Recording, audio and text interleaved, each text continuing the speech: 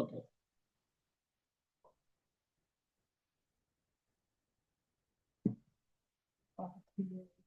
কিভাবে?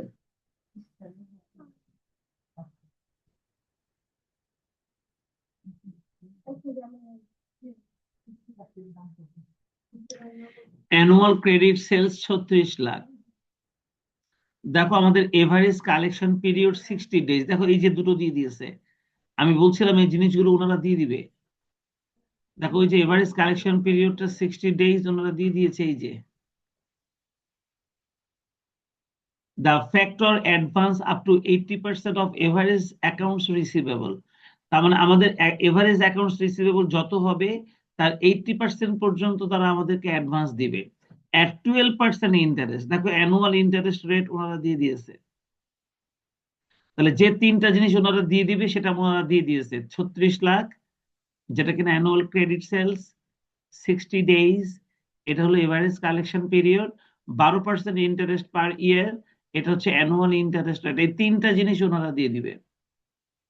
তাহলে আমাদের বাকি থাকে আরো তিনটা জিনিস। একটা হলো অ্যাকাউন্টস রিসিভেবল টার্নওভার, অর্থাৎ বছরে আমরা দেনাদারের কাছ থেকে কয়বার টাকা পাবো। এভারেজ অ্যাকাউন্টস রিসিভেবল, গড়ে আমরা দেনাদারের কাছ থেকে প্রতিবার কত টাকা করে পাবো। আর পিরিয়ডিক ইন্টারেস্ট রেট, আমরা যত সময়ের জন্য দেনাদারের কাছ থেকে বাকির সুবিধা পাচ্ছি বা দিচ্ছি সেই সময়ের জন্য সুদের হারটা কত। এই তিনটা আইটেম এখন আমরা নিজেরা বের করে নিব। আচ্ছা, যদি বের করতে পারি তাহলে ওনারা বলছে কি, আর আরো আরেকটা বাড়তি কথা বলছে, the factor will charge commission 2%। এই ফ্যাক্টর এই কাজ করার জন্য আমাদের উপর 2% কমিশন চার্জ করবে, এটা বাড়তি একটা কথা। The company can save administrative expense 1,000 টাকা পার মান্থ। আমরা দেনাদারের কাছ থেকে টাকা আদায় করার যে ঝক্কি ঝামেলা সেটা আর আমাদেরকে পোহাতে হবে না। এই টাকাটা পুরোটাই ব্যাংক আদায় করবে। আর ব্যাংক আদায় করার কারণে আমাদের অ্যাডমিনিস্ট্রেটিভ এক্সপেন্সটা সেভ হয়ে যাবে প্রতি মাসে 1,000 করে। অ্যান্ড 1% ব্যাড ডেট লস, আর আমাদের যে ব্যাড ডেট লস হয় তার 1% কমে যাবে শুধুমাত্র এই ফ্যাক্টরিং এর কারণে। কারণ এখন টাকা আর আমরা আদায় করব না, এখন টাকা আদায় করবে ব্যাংক। তাই এই ফ্যাক্টরিং করার কারণে আমাদের যে সেভ হবে দুইটা খরচ, এটা আমাদের টোটাল কস্ট নির্ণয় করার সময় আমরা এই কস্ট দুইটা বা এই সেভিংস দুইটা বাদ দিয়ে দিব। দেখো এখানে আমাদের একটা বাড়তি তথ্য দিয়ে দিয়েছে ওনারা, যে আমরা আমাদের অ্যানুয়াল টোটাল কস্ট বের করার সময় আমরা এই ফ্যাক্টরিং এর কারণে যে দুইটা খরচ আমরা সেভ করতে পারবো, একটা হলো আমরা অ্যাডমিনিস্ট্রেটিভ এক্সপেন্স সেভ করতে পারবো 1,000 টাকা প্রতি মাসে, আর 1% ব্যাড ডেট লস আমরা সেভ করতে পারবো। তাহলে টোটাল অ্যানুয়াল কস্ট যখন আমরা বের করব, টোটাল অ্যানুয়াল কস্ট যখন আমরা বের করব, এই যে টোটাল অ্যানুয়াল কস্ট যখন আমরা বের করব, তখন আমরা এই দুটো সেভিংস আমাদের কস্ট থেকে বাদ দিয়ে দিব। এই ছিল আমাদের প্রশ্ন। এবার দেখো ওনারা আমাদেরকে প্রশ্ন করেছে অ্যামাউন্ট অফ অ্যাডভান্স বের করো, অ্যানুয়াল টোটাল কস্ট বের করো, আর ইফেক্টিভ ইন্টারেস্ট রেট বের করো। এই দেখো তিনটা জিনিস ওনারা আমাদেরকে এখন বের করতে বলে দিয়েছে। আমি এখন তোমাদেরকে দেখাবো এই ইনফরমেশন গুলোকে ব্যবহার করে কিভাবে তুমি এই 6টা ডাটা রেডি করো আর এই তিনটা রিকোয়ারমেন্টের জবাব দাও। চলো দেখি দেখি আমরা অঙ্কটা করতে পারি কিনা। আচ্ছা, এখানে আমি প্রশ্ন তৈরি করে দিয়েছি, এটা সলিউশনটা আমি করিনি, এখন আমি সলিউশনটা তোমাদের সাথে হাতে হাতে করব। প্রশ্ন বোঝানো হয়ে গেছে, এবার আমি সলিউশনটা হাতে হাতে করব। এই সলিউশনটা এখানে করে দেওয়া হয়নি, যাতে এটা আমি এখানে করে দেখাতে পারি। চলো,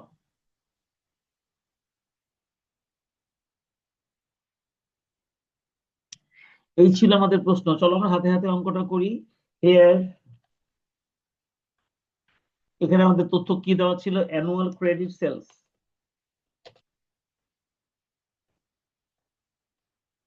অ্যানুয়াল ক্রেডিট সেলসটা আমাদের দেওয়া ছিল টাকা 36 লাখ।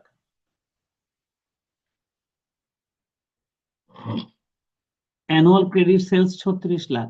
দেখো আমাদের average collection period,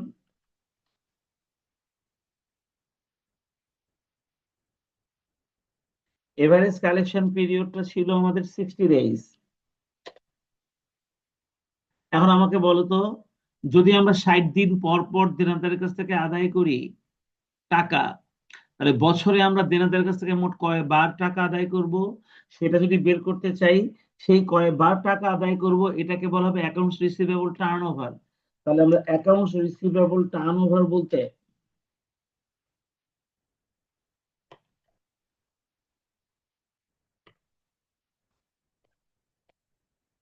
accounts receivable turnover বলতে আমরা বুঝি বছরে আমরা কয়বার দেনাদারের টাকাটা আদায় করব। আর সেটা বের করতে হলে এখন আমরা কি করব, এক বছরকে 360 দিনে এক বছর ধরতে হয়। তাহলে 360-কে যদি এখন আমি 60 দিয়ে ভাগ করি, তাহলে আমি দেনাদারের কাছ থেকে কয়বার টাকা আদায় করতে পারবো সেটা বের হবে। দেখো তো, সিক্স সিক্স টাইমস বেরোবে না? তাহলে অ্যাকাউন্টস রিসিভেবল টার্নওভারটা হচ্ছে 6 টাইমস, তার মানে বছরের দেনাদারের কাছ থেকে আমরা 6 বার টাকা আদায় করব। এই 6 টাইমস কে বলা হয় অ্যাকাউন্টস রিসিভেবল টার্নওভার। এই ঠিক আছে। আর বলতো এই 6 বারে জি আমরা স্যার। সব মিলাই, এই 6 বারে আমরা সব মিলাই 36 লক্ষ টাকা আদায় করব না? এই 6 বারে আমরা সব সব মিলে 36 লক্ষ টাকা আদায় করব। তাহলে প্রতিবারে আমরা কত টাকা আদায় করব, ওটাকে বলা হয় এভারেজ অ্যাকাউন্টস রিসিভেবল। ওইটাকে বলা হয় এভারেজ,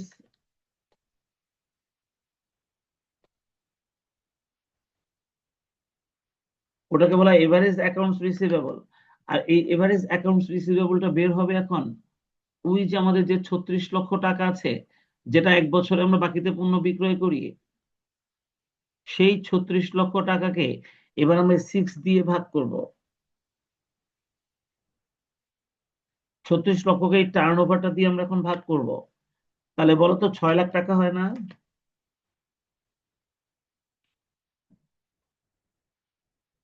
তাহলে আমাদের এভারেজ অ্যাকাউন্টস জি রিসিভেবলটা স্যার। বের হয়ে গেল 6 লাখ। দেখো আমরা 4টা ইনফরমেশন বের করে ফেলেছি।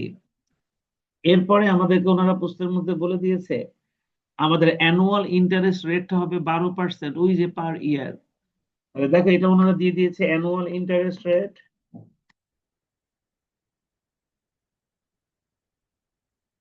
অ্যানুয়াল ইন্টারেস্ট রেট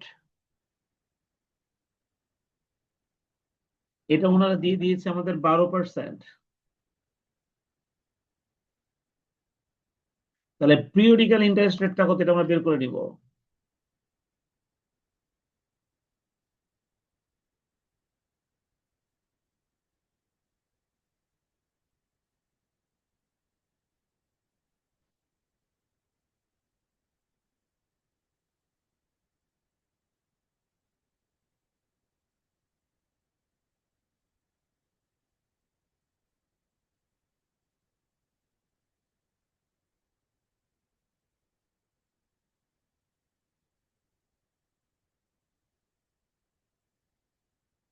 তাহলে পিরিয়ডিক্যাল ইন্টারেস্ট রেটটা কত হবে? পিরিয়ডিক্যাল ইন্টারেস্ট রেট হবে এই 12%-কে 6 দিয়ে ভাগ করলে, 12%-কে 6 দিয়ে ভাগ করলে, তাহলে আমাদের যে 12% রয়েছে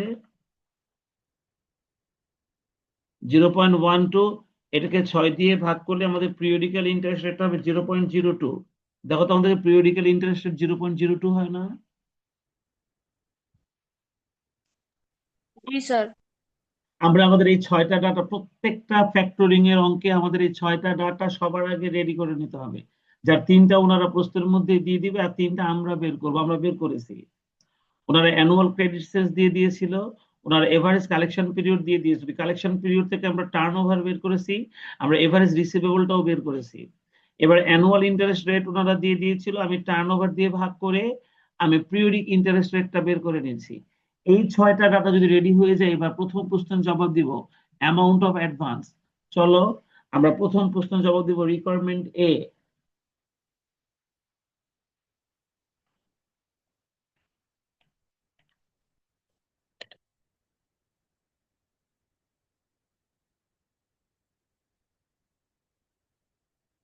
calculation of amount of advance. আমরা এখন অ্যামাউন্ট অফ অ্যাডভান্সটা বের করব। অ্যামাউন্ট অফ অ্যাডভান্সটা বের করার জন্য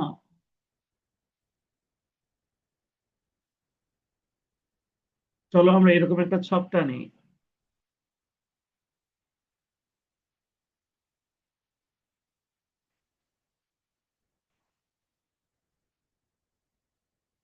পার্টিকুলার টাকা, অ্যামাউন্ট অফ অ্যাডভান্সটা বের করার জন্য আমরা এরকম একটা ছক টানি।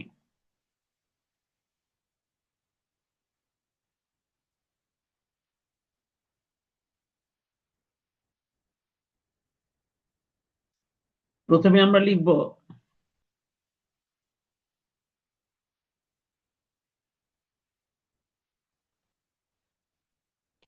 Average accounts receivable.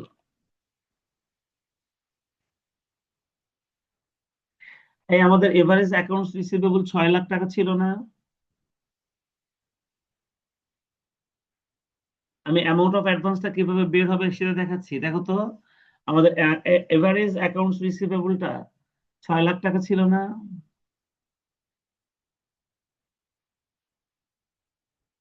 এইবার দেখো ওনারা বলছে the factor advance up to 80% of average accounts receivable. তার মানে ব্যাংক আমাদেরকে অ্যাডভান্স দিবে আমাদের এভারেজ অ্যাকাউন্টস রিসিভেবলের 80% পর্যন্ত। যদি 80% পর্যন্ত ওরা আমাদেরকে অ্যাডভান্স দেয়, তাহলে অ্যাডভান্স দিচ্ছে না কত পার্সেন্ট? 20%। এভারেজ অ্যাকাউন্টস রিসিভেবলের 80% পর্যন্ত অ্যাডভান্স দিচ্ছে, তার মানে কি?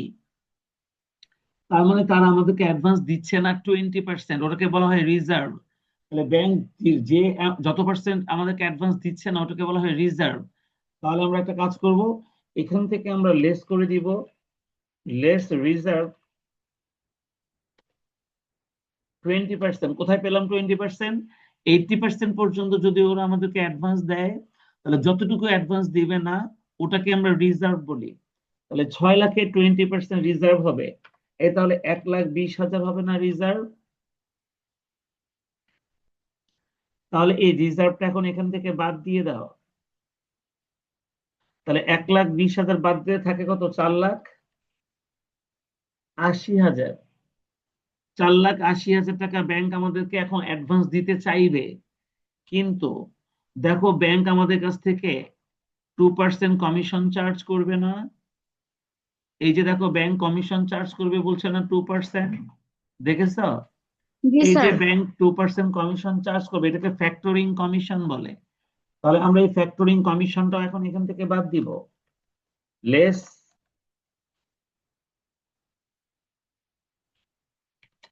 Factoring commission. আর ফ্যাক্টরিং কমিশনটা সবসময় এভারেজ রিসিভেবলের উপর ধরতে হয়। এই 6 লাখের উপর ধরতে হবে 2%। অর্থাৎ এভারেজ রিসিভেবলের উপরে সবসময় ফ্যাক্টরিং কমিশনটা ধরতে হয়। তাহলে 6 লাখের উপরে 2% হলে 12,000 টাকা হয়।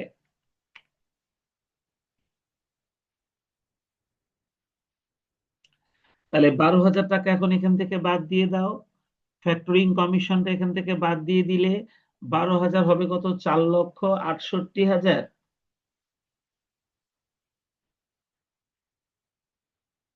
এবার আমাদের কাছ থেকে ব্যাংক অ্যাডভান্স দেওয়ার আগে তাদের ইন্টারেস্টটাও কেটে রাখবে। তাহলে আমরা লিখব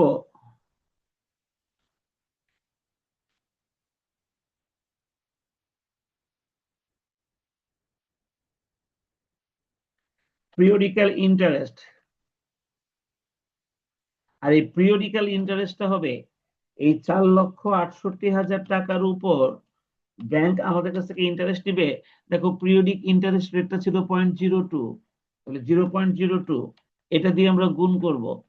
তাহলে দেখো তো আমাদের ইন্টারেস্টটা কত আসে? 4,68,000 টাকার উপর 0.02 দিয়ে গুণ করো, তাহলে কত হয়? 8,000, 9,000, স্যার 9,360। 9,360 নয় টাকা। হাজার তিনশো ষাট তাহলে 9,360 টাকা হবে আমাদের পিরিয়ডিক ইন্টারেস্ট। আর এই ইন্টারেস্টটা বাদ দেওয়ার পরেই কিন্তু আমরা পেয়ে যাব অ্যামাউন্ট অফ অ্যাডভান্স। তাহলে আমরা অ্যামাউন্ট অফ অ্যাডভান্সটা পেয়ে যাচ্ছি, এটা বিয়োগ করো, কত হয় দেখো?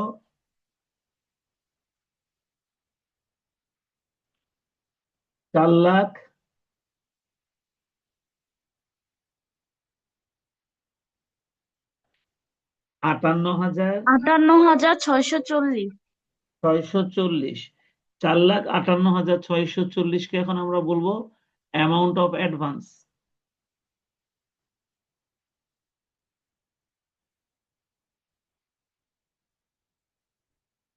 তুমি অঙ্ক করতে গেলে আমি যে অ্যামাউন্ট অফ অ্যাডভান্সটা বের করেছি, বের করতে গিয়ে আমি যে পরিশ্রমটা এখানে করেছি এর থেকে বেশি পরিশ্রম কোনোদিন কোনো অঙ্কে তোমাদের হবে না। এই অ্যামাউন্ট অফ অ্যাডভান্স বের করতে গিয়ে সর্বোচ্চ পরিশ্রমের কাজ হচ্ছে এই অঙ্কটাতে, এই যে এখন যেটা আমি করলাম। অর্থাৎ এর থেকে কম ক্যালকুলেশন তোমার থাকতে পারে, কিন্তু এর থেকে বেশি ক্যালকুলেশন কখনোই কোনো অঙ্কে লাগবে না। তাহলে এই যে আমি অঙ্কটা থেকে যে অ্যামাউন্ট অফ অ্যাডভান্সটা বের করলাম, তোমরা কি এটা বের করা বুঝেছো? কিভাবে বের করলাম তোমরা দেখেছো? এইবার requirement G B. Sir.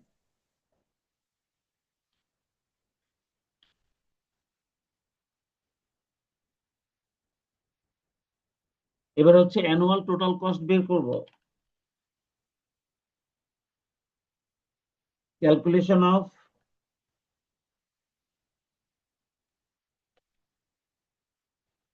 Annual total cost.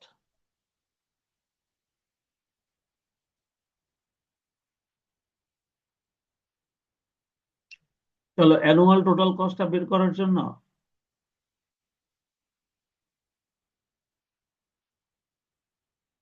এবার আমরা এরকম একটা ওয়ার্কিং করি, এরকম একটা টেবিলটা নিই।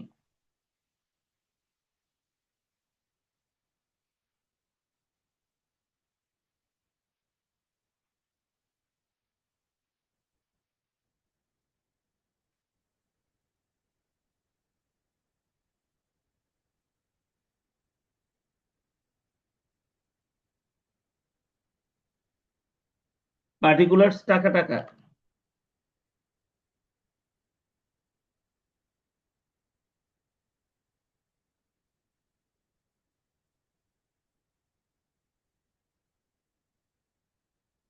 কিভাবে এখান থেকে অ্যানুয়াল টোটাল কস্টটা বের করা হচ্ছে তোমরা দেখো।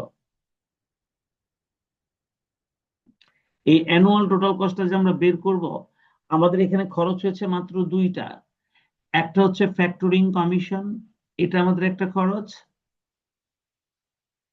আর আরেকটা খরচ হয়েছে এই যে পিরিয়ডিক ইন্টারেস্ট। এই দুইটা হচ্ছে আমাদের খরচ। এখন এই খরচগুলোকে এক বছরে রূপান্তর করতে হবে। তো প্রথমে লিখলাম ফ্যাক্টরিং কমিশন।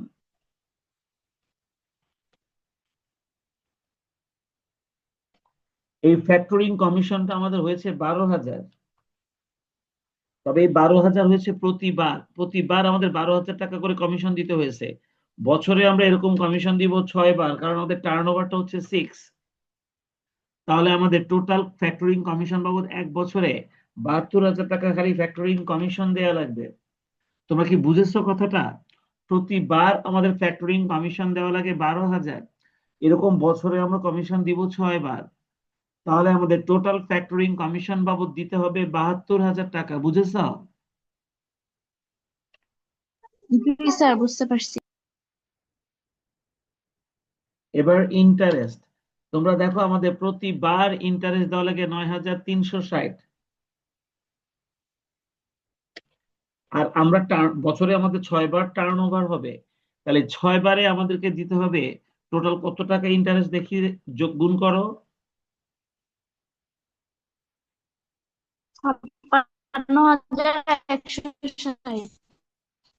56,160। 160। হ্যাঁ। তাহলে বলো তো, এই দুটো মিলায় আমাদের অ্যানুয়াল টোটাল কস্ট কত দাঁড়ায়?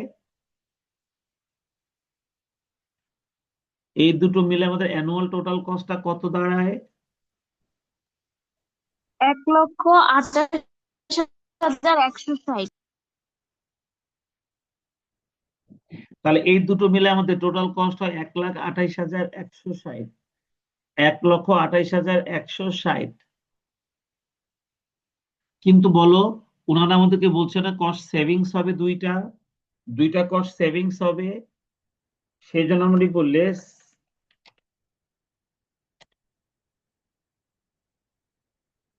স্যার, কস্ট এখানে সেভিং, ম্যাথ শেষ না নাকি সেভিং বাদ দিয়ে তারপর? সেভিংস বাদ দিয়ে তারপর টোটাল কস্ট হবে। এবার বাদ দিব আমরা কস্ট সেভিংস। দেখো কস্ট সেভিংস বাদ দিতে গিয়ে ওনারাই প্রশ্নের মধ্যে বলে দিয়েছে আমরা অ্যাডমিনিস্ট্রেটিভ এক্সপেন্সটা সেভ করতে পারবো প্রতি মাসে 1000, ঠিক আছে? তাহলে অ্যাডমিনিস্ট্রেটিভ এক্সপেন্স আমাদের সেভ হবে প্রতি মাসে 1000। তাহলে কস্ট সেভিংস এর আন্ডারে আমরা লিখবো অ্যাডমিনিস্ট্রেটিভ এক্সপেন্স।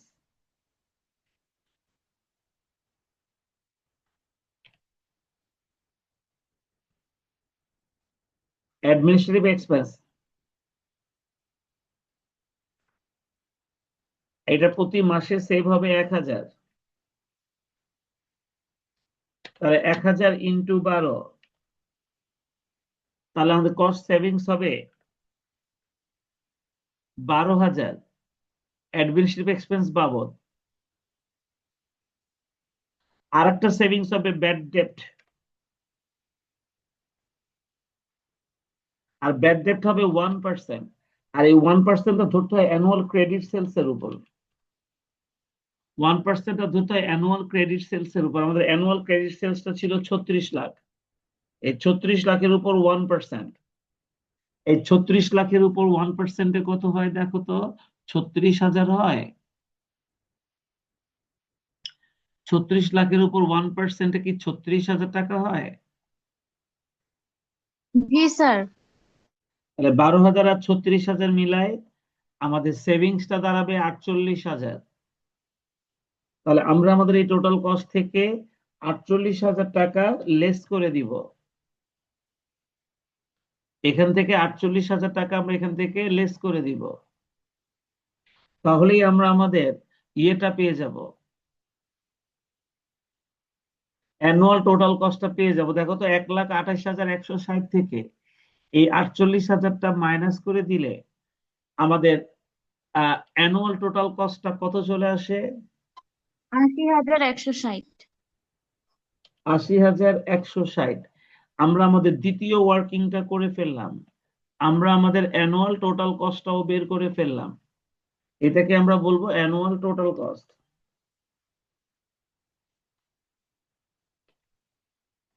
প্রথমে আমরা অ্যামাউন্ট অফ অ্যাডভান্স বের করলাম, এরপর আমরা অ্যানুয়াল টোটাল কস্টটা বের করলাম। এই তোমরা কি অ্যানুয়াল টোটাল কস্ট বের করাটা বুঝেছো কিভাবে বের করছি?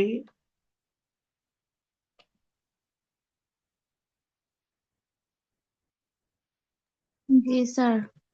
তাহলে আমাদের অ্যানুয়াল টোটাল কস্ট বের হয়ে গেছে, অ্যামাউন্ট অফ অ্যাডভান্সও বের হয়ে গেছে। এবার আমাদের সর্বশেষ কাজ requirement 3C, effective interest rate, এটাই এখন আমাদের করতে হবে। Requirement C,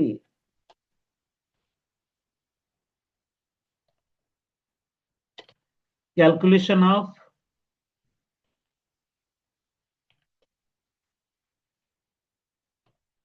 effective interest rate.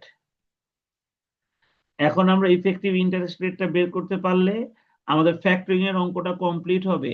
এবং আমি বলে রাখি, আমি যে ফ্যাক্টরিং এর অঙ্কটা করাচ্ছি এটাই সবচাইতে বড় অঙ্ক ফ্যাক্টরিং এর। এর থেকে বড় অঙ্ক ফ্যাক্টরিং এর হতে পারে না।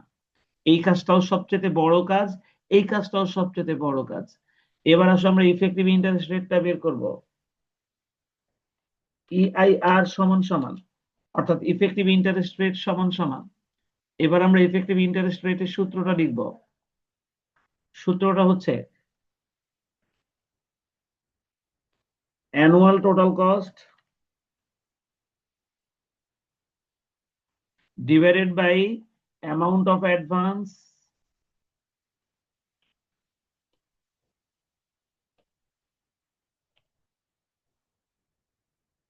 into 100। Annual total cost divided by amount of advance into 100।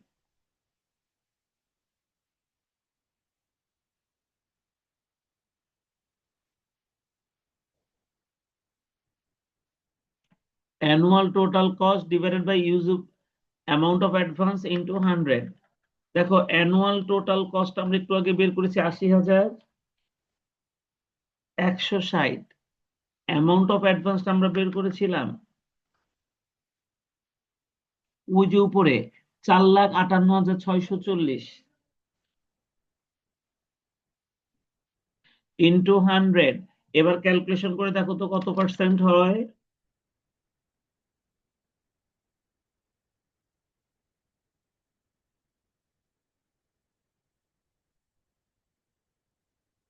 17.4776 17 তাহলে 48 লেখা যায় না?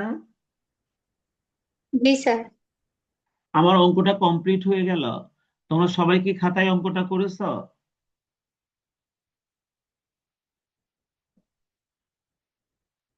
জি স্যার। স্যার তাহলে একটা করছি। ফ্যাক্টরিং এর অঙ্কে প্রথমে 6টা ডাটা রেডি করতে হয়, তারপর প্রথম ওয়ার্কিং অ্যামাউন্ট অফ অ্যাডভান্সটা এভাবে বের করতে হয়, তারপর অ্যানুয়াল টোটাল কস্ট বের করতে হয়, আর সবার লাস্টে ইফেক্টিভ ইন্টারেস্ট রেট এই যে আমি করলাম। তোমরা একটু দেখো খেয়াল করে, আমি শুধু ফ্যাক্টরিং এর এই অঙ্কটা প্র্যাকটিস করার জন্য কতগুলো অঙ্ক দিয়েছি, দেখো কতগুলো অঙ্ক দিয়েছি, এই যে 1 2 3 4 5টা অঙ্ক দিয়েছি। এখন তোমাদেরকে এই বাড়ির কাজটা, 5টা বাড়ির কাজটা একটু বুঝতে হবে। অ্যানুয়াল ক্রেডিট সেলস দেখো, এই যে 5টার জন্য 5টা দেওয়া আছে, দেখেছো? এভারেজ কালেকশন পিরিয়ডটা এই যে 5টার জন্য 5টা দেওয়া আছে, দেখেছো? Advance up to 80%, 85%, 90%, 85%। 80% এর সময় রিজার্ভ হবে 20, 85 এর সময় রিজার্ভ হবে 15, এখানে হবে 20, এখানে হবে রিজার্ভ 10, এখানে হবে রিজার্ভ 15। এই ঠিক না বলো তো? ইন্টারেস্ট রেটটা দেওয়া আছে জি এক স্যার। একটা এক এক রকম, এখান থেকে পিরিয়ডিক ইন্টারেস্ট বের করবে। আর ফ্যাক্টরিং কমিশন একটাতে দিয়েছি 2, একটাতে দেই নাই, একটাতে দিয়েছি 1.5, একটাতে 2 আর একটাতে 2, দেখেছো? আর কস্ট সেভিংস, প্রথমটাতে দিয়েছি অ্যাডমিনিস্ট্রেটিভ এক্সপেন্স প্রতি মাসে 2000 আর ব্যাড ডেট লস 1%, আর 2 নম্বরে কোনো সেভিংস দেইনি, দেখছো? 3 নম্বরে অ্যাডমিনিস্ট্রেটিভ এক্সপেন্স দিয়েছি 500 টাকা পার মান্থ, ব্যাড ডেট দিয়েছি 1%। আর পরেরটাতে খালি ব্যাড ডেট এবং অ্যাডমিনিস্ট্রেটিভ এক্সপেন্স দিয়েছি 1%, মানে দুটো একসাথে 1%, আলাদা আলাদা না। ব্যাড ডেট এবং অ্যাডমিনিস্ট্রেটিভ এক্সপেন্স মিলাই হচ্ছে 1%, একটাই মাত্র খরচ সেভিংস হবে, টোটাল সেলস এর 1%। আর লাস্ট এটা অ্যাডমিনিস্ট্রেটিভ এক্সপেন্স প্রতি মাসে 1200, আর ব্যাড ডেট হবে 1%। তোমরা কি দেখেছো যে আমি এখানে আসলে 5টা অঙ্ক কিভাবে টেবিলের মাধ্যমে প্রশ্নটা তৈরি করেছি? তোমাকে দেখছো? জি স্যার। স্যার আমার একটা কোয়েশ্চেন ছিল। বলো, বলো তাবাসসুম। স্যার রিকোয়ারমেন্ট বি তে আমরা যে অ্যাডমিনিস্ট্রেটিভ এক্সপেন্সটা গুণ করছি না, ওইটা 12 দিছি, 12ই হবে? হ্যাঁ, কারণ ওনারা প্রতি মানে ওইটা মাসে, 6 টাইম হওয়ার কথা না? না না তুমি দেখো, ওনারাও কিন্তু প্রতি মাসে বলেছে, তুমি দেখো প্রশ্নটা, প্রশ্নটা দেখো, এই যে the company can save administrative expense টাকা 1000 পার মান্থ, দেখছো খেয়াল করে? স্যার তাহলে এবার আর 6 টাইমসটা গুণ হবে না, জাস্ট না, এখানে মানে টাইমস দিয়ে মাসের গুণ হবে হিসেবে না। হবে? ওনারা সেভিংস এর কথা বলেই দিয়েছে যে আমরা 1000 টাকা প্রতি মাসে সেভ করব, দেখছো? জি স্যার। মাস বলে তাহলে 12 মাসে, কারণ আমরা তো অ্যাডমিনিস্ট্রেটিভ এক্সপেন্স যখন করি তখন আমরা প্রতি মাসে মাসে অফিসার থেকে বেতন দিই, তাই না? তাহলে এই এক জি বছরে স্যার। আমাদের মোট 12,000 টাকার বেতন দিতে হবে না, এটা ব্যাংক আদায় করবে, কি ঠিক আছে? জি স্যার। আমরা কি তাহলে এই প্রশ্নটা বুঝেছি যে এই প্রশ্নটা আসলে এখানে টোটাল 5টা প্রশ্ন আছে? তাহলে জি স্যার। এই অঙ্কটা থেকে যদি তুমি 5টা অঙ্ক প্র্যাকটিস করো, তাহলে কি হবে বলো তো? ফ্যাক্টরিংটা একদম ইজি হয়ে যাবে, কি ঠিক না? জি স্যার, এটা জি তো আমরা স্যার। আগেও করছিলাম ফ্যাক্টরিং এর অঙ্ক। যার জন্য এখন এই 5টা অঙ্ক করলে এটা একদম ভালো মতন রিভাইজ হয়ে যাবে, ঠিক তো? জি স্যার। এটাই তোমাদের আজকের বাড়ির কাজ। তোমরা আজকে ব্যাংক টার্ম লোনের অঙ্কটা করবে, ওখানেও আমি টেবিল দিয়ে অঙ্ক তৈরি করে দিয়েছি।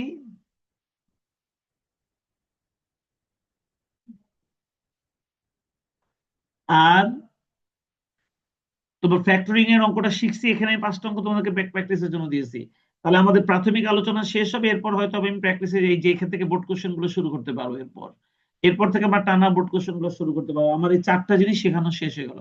তো আজকে তাহলে এ পর্যন্তই। তোমরা এই ব্যাংক টার্ম লোন আর ফ্যাক্টরিং এর অঙ্কগুলো নিজেরা প্র্যাকটিস করবে, কি ঠিক আছে? তাহলে আল্লাহ হাফেজ।